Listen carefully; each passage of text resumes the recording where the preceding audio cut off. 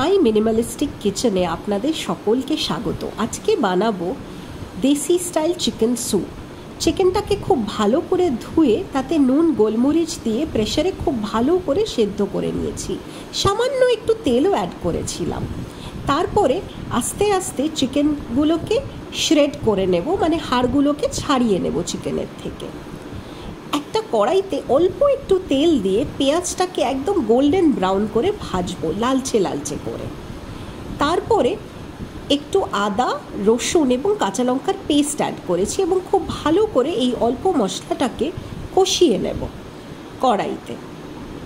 চিকেনগুলোকে খুব ভালো করে সেদ্ধ করে নিয়েছিলাম প্রেসার কুকারে এবং খুব ভালো করে বোনসগুলোকে ছাড়িয়ে নিয়েছি এবং চিকেনের যে ব্রথ বা চিকেন স্টক যেটাকে আমরা বলি, সেইটাকে আমি আলাদা করে রেখে দিয়েছিলাম। এবার এই শ্রেডেড চিকেনটাকে মশলা দিয়ে ভালো করে কষিয়ে নেব। অ্যাডেড কোনো তেল আমি কিন্তু আর ব্যবহার করিনি। একটু নুন, গোলমরিচ আর একটু লেবুর রস অ্যাড করেছি।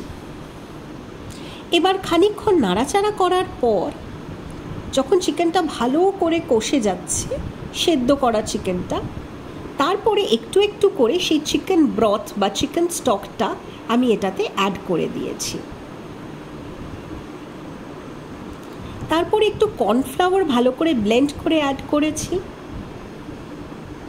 এবং দুটো ডিমকে ভালো করে ব্লেন্ড করে নিয়েছি ব্লেন্ডারে।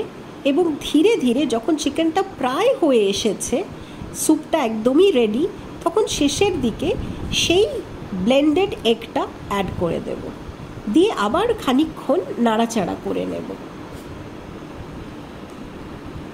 ভালো করে নাড়াচাড়া করার পর আমাদের গরম গরম দেশি স্টাইল চিকেন স্যুপ বা চিকেন ব্রথ ইজ রেডি।